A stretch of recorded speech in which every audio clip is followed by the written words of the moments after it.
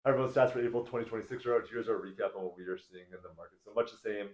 Sales are down, listings are up. What's this done? It's pushed pricing down. However, there has been one change in the market. It's really in the detached market. We'll get into it. So overall, sales are down 2.5% compared to a year ago. This is down almost 23% compared to the 10-year average for the month of April. Sales are way down.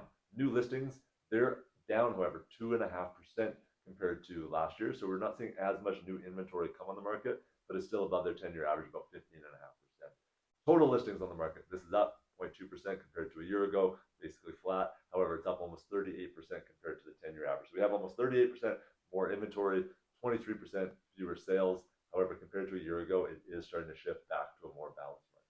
What's it done to price? Well, the benchmark price is down 6.9% compared to a year ago. Detached homes are down the most. They're down 8.3% compared to last April. Condos are down 7.9%, and the townhome duplex market is down 5.1%. So the detached homes have come down the most, but what's interesting is the detached sales are up 14%. It's the first time in a while we've seen a huge uptick in the amount of sales in one category. Condo market sales are down 10.7%, and the attached market is down 2%. So fewer sales in the attached market and the condo market. However, the detached market does slowly feel like it's starting to pick up. 14% more sales compared to a year ago.